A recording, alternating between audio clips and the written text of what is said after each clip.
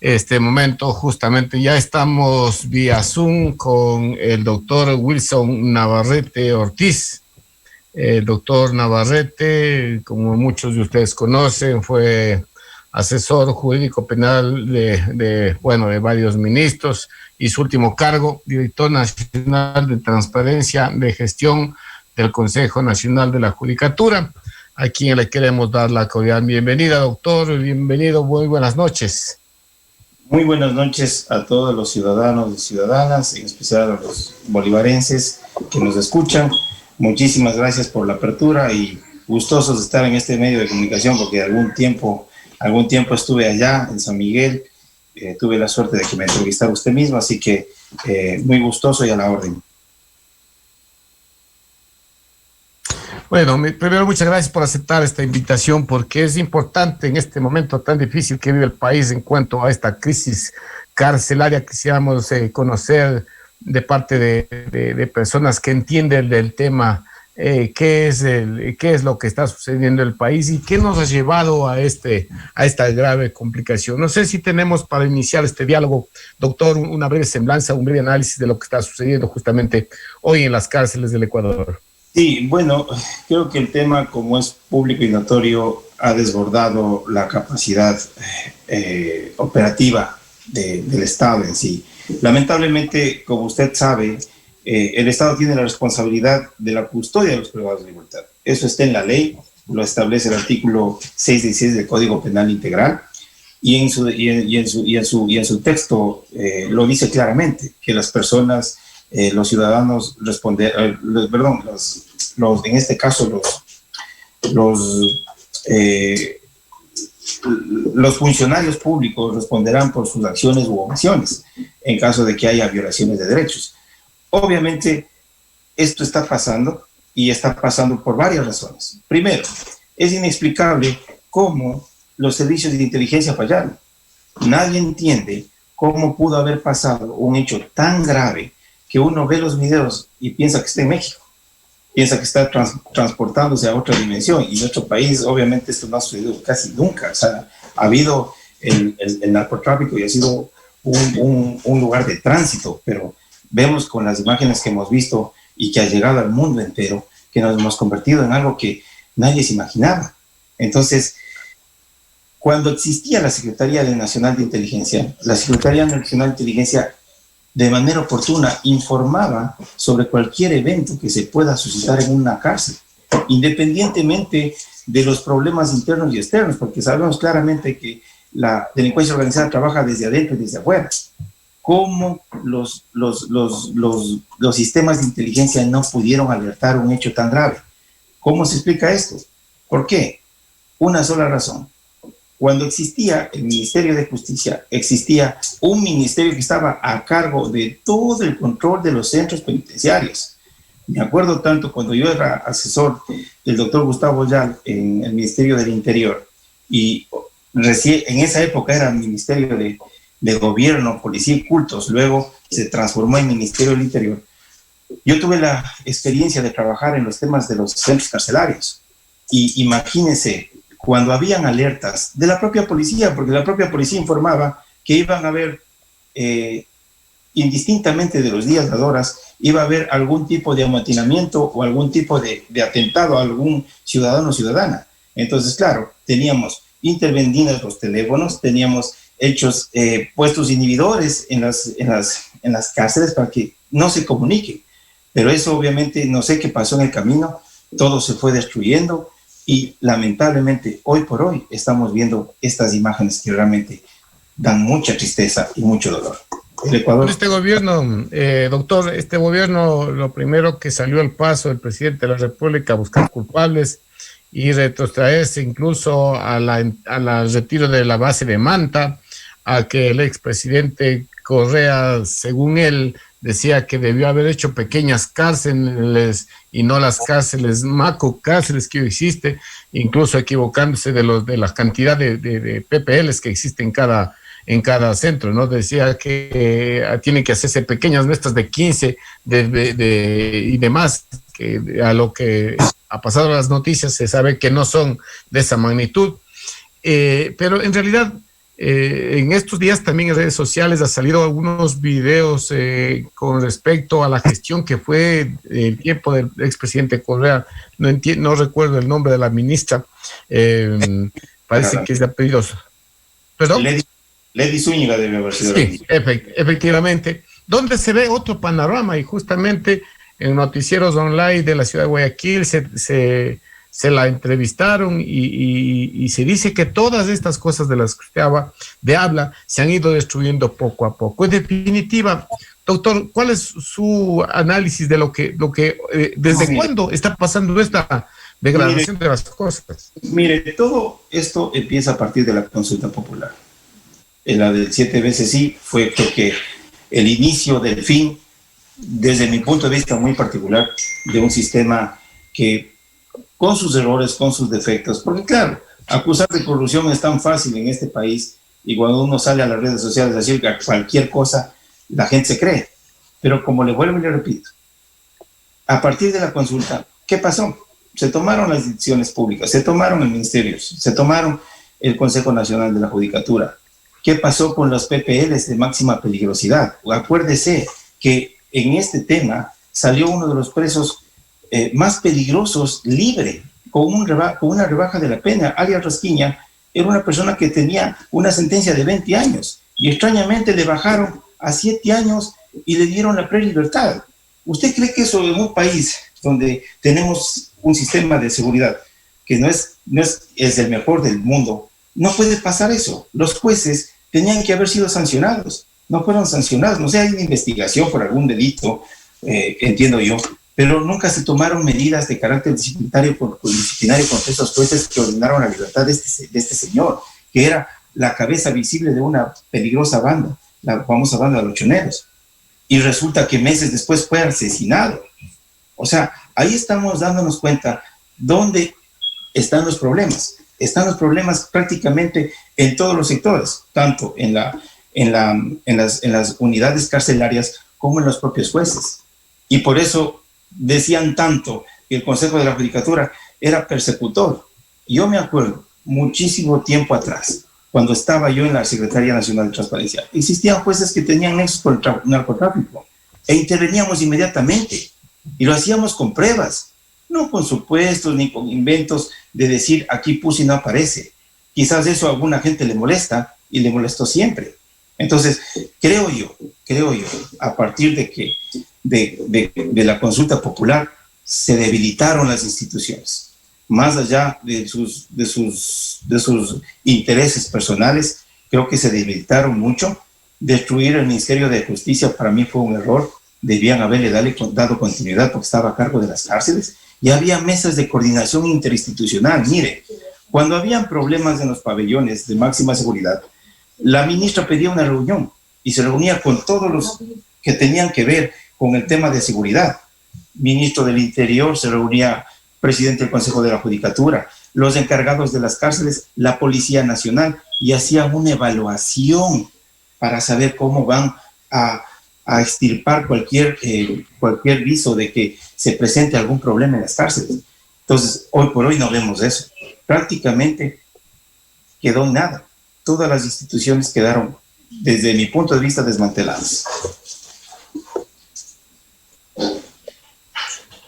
Bien, ese es un grave inconveniente que vemos. Pero ahora, doctor Navarrete, usted que tiene una amplia experiencia en este tema, que estuvo cuando justo se intentó arreglar este problema, que obviamente no es un problema de reciente consecuencia, no es un problema que tiene muchos años de quererse, de malas políticas, de descuido, de corrupción fundamentalmente, porque es lo que se ha denunciado, ¿no? Muchos PPLs en videos han denunciado a ciertas autoridades, a ciertos niveles de autoridades que han sido parte de la corrupción y han sido los que han permitido.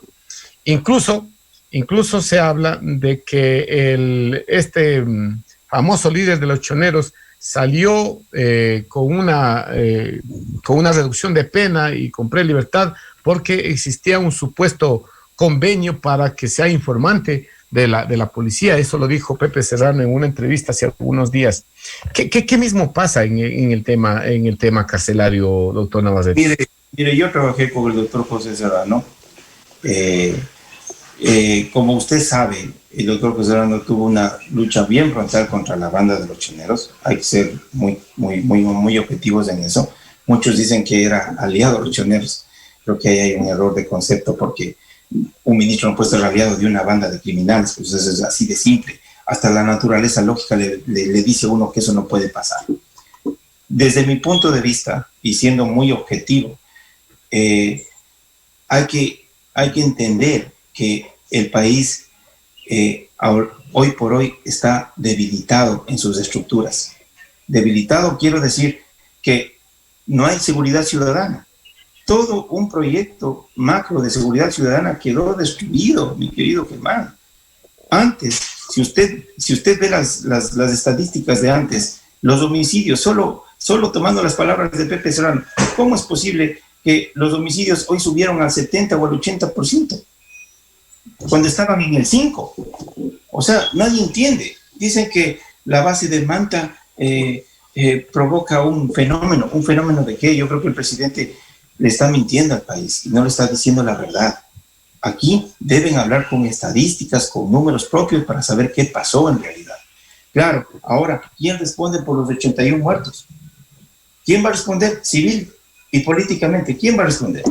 De hecho, un abogado amigo mío presentó una medida cautelar hace 2 días. Y, oh sorpresa, la medida cautelar que la Organización de Estados Americanos le notificó de manera inmediata al ministro del Interior y al director del SNAI para que entreguen toda la información y le expliquen qué medidas tomaron al respecto para evitar que la gente se mate en las cárceles.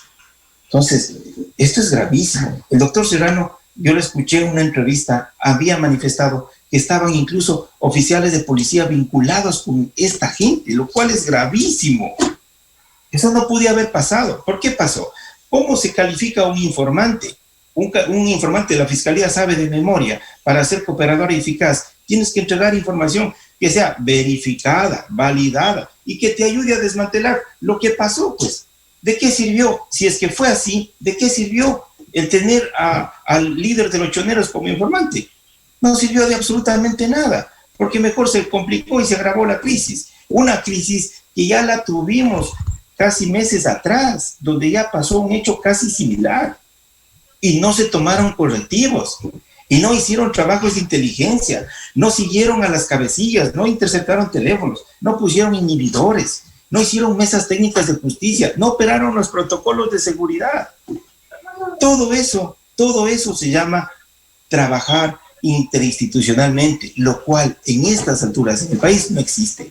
Si ni siquiera con los jueces trabajan ni con los fiscales, para decir que los fiscales están también de una manera u otra correlacionados. Hay fiscales que posiblemente, yo le puedo hablar desde mi experiencia, regresaron fiscales que nosotros en la época del doctor Yal fueron destituidos por corrupción y ahora son fiscales. Lo mismo pasó con jueces.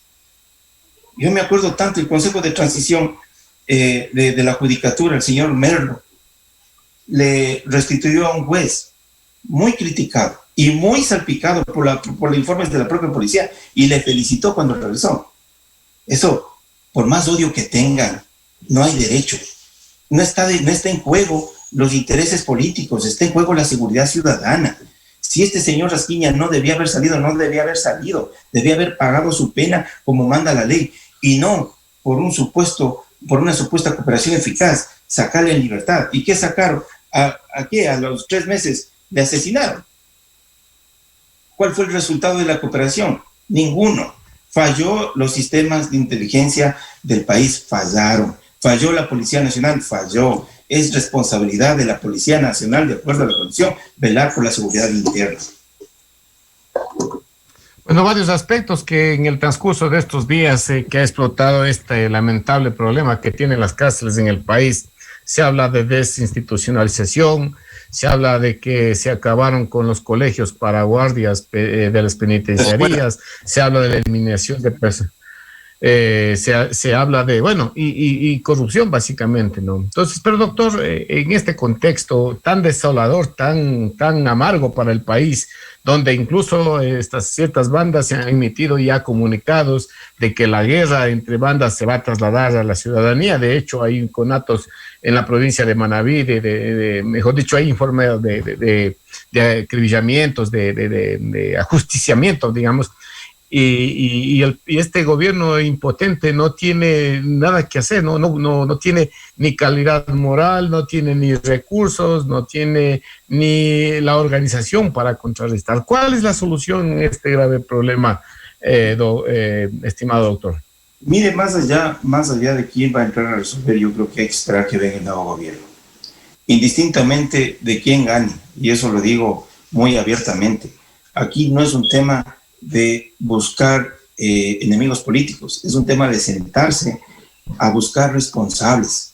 Primero hay que realizar una investigación exhaustiva de quiénes fueron los responsables de todo esto, porque ya se está diciendo que estos sabían hace semanas y que no hicieron nada para evitar. Imagínense lo que es gravísimo, que sabían con informes de inteligencia, no sé, será de la misma policía, me imagino yo, porque también en mi experiencia, también el ejército tiene inteligencia y también puede ayudar y informa al ejército. La Marina también lo tiene, obviamente. Pero si ya sabían hace semanas, ¿por qué no hicieron nada? Estamos hablando de una limpieza social. ¿A cuenta de qué, digo yo? Si lo que tienen que hacer es coger, investigar y buscar responsables y trasladar. Yo sé que los traslados no resuelven el problema, es trasladar una persona a otro territorio y se genera un problema. Sí, yo creo que hay que regresar a mirar lo que se hizo bien y corregir lo que posiblemente no se hizo bien. Hay múltiples circunstancias que se engloban dentro del sistema penitenciario. Con mi experiencia, le digo, yo manejé los temas carcelarios cuando no había infraestructuras. Cuando no había infraestructuras, ¿cómo le trasladábamos? Me acuerdo tanto al señor Oscar Caranqui, que con un informe de inteligencia que tenía la Policía Nacional, esto ya es historia, y posiblemente no lo saben, había una computadora que el señor Caranqui tenía en su celda, y en esa celda habían nombres de personas que iban a asesinar. ¿Qué tal si no intervenían las fuerzas de inteligencia? Esas personas estaban muertas posiblemente hace algunos años. Entonces intervenimos, incautamos computadores, y cuando uno va a las celdas encuentra armas, encuentra droga y encuentra un montón de cosas. ¿Cómo pasaron las armas? ¿Qué filtros pasaron? ¿Cómo pasaron motosierras? Nadie entiende eso. En la lógica de seguridad eso no existe. No hay manera de pasar pues una motosierra para romper un candado y que encima más vayan y acribillen y maten así a la gente. O sea, por más, yo digo, ¿qué pasó? ¿Por qué no intervinieron? Entonces, yo creo que hay que retomar de manera muy, muy urgente el tema de los protocolos, el tema de investigación, el tema de inteligencia. Hay que especificar de manera muy técnica, que ahí hay muy técnicos, en el país hay técnicos especializados en temas carcelarios, ojo, gente que se ha ido a estudiar fuera del país. Yo conocí a una especialista en temas de rehabilitación, se llamaba Alexandra Zumárraga, muy buena. Ella le tenía controlado al señor Fito, que ya en paz descansa, de los choneros, y me pasaba los informes todos los fines de semana a mí. Yo trabajé en esa área, yo le puedo decir lo difícil que es manejar un tema de estos. Y si se filtra la información, posiblemente usted no vaya a contar ni mañana, ni vaya a saber qué le va a pasar a un familiar o a un hermano. Ahora, la pregunta es, ¿quién se va a hacer cargo del Ministerio del Interior hoy por hoy? ¿Usted cree que alguna persona que le ofrezca un cabales con esos problemas, cree que va a aceptar un cargo donde las cosas están completamente cuesta arriba? Y criticaron tanto al gobierno del presidente Correa. Dijeron que por poco fue lo peor, que ya se convirtió el país se convirtió en Venezuela. Han pasado más de 10 años y no ha pasado nada de eso. Los mitos que siembran alrededor de estas cosas, creo que ya debemos madurar y debemos pensar ya por el bienestar, no de uno, sino de todos los ciudadanos. Yo creo que en esa línea todos debemos arrimar el hombro y ser uno más para dar seguridad ciudadana a todos los que necesiten. Doctor Navarrete, lamentablemente el tiempo es nuestro mayor enemigo. Vamos a buscar la posibilidad de seguir analizando con usted como experto en el tema, con la experiencia, que esto es un tema de pocos ecuatorianos tienen experiencia y haber salido librados de tanto problema, porque este es un tema, primero, muy peligroso. Por eso yo comparto con usted ese pensamiento que dice que hoy, este momento, solo alguien fuera de sus cabales podría aceptar un cargo para intentar solucionar algo que está realmente en pésimas condiciones. Así que, doctor, gracias por la entrevista nuevamente y le dejo en sus palabras finales. Bueno, primero, quiero felicitarle a usted, Germán, por su programa. Creo que un espacio donde a uno le permiten dar una opinión, humilde opinión, por si acaso. No me creo el mega experto, pero uno cuando tiene experiencia puede hablar de ciertos temas. Quiero mandar un saludo al doctor Bosques, que me debe estar escuchando. Yo lo conocí cuando él era fiscal. Felicitarle por su logro político, porque realmente hay que rescatar mucho. Él ha hecho un trabajo muy, muy importante en materia política. Creo que va a llegar lejos. Y decirles a los ciudadanos y a las ciudadanas que debemos confiar. El próximo gobierno que venga tiene que hacer bien las cosas. Tiene que empezar a hacer las cosas de manera correcta. Y eso se hace trabajando. Muchísimas gracias por la oportunidad y estoy siempre a las órdenes para cuando ustedes me requieran.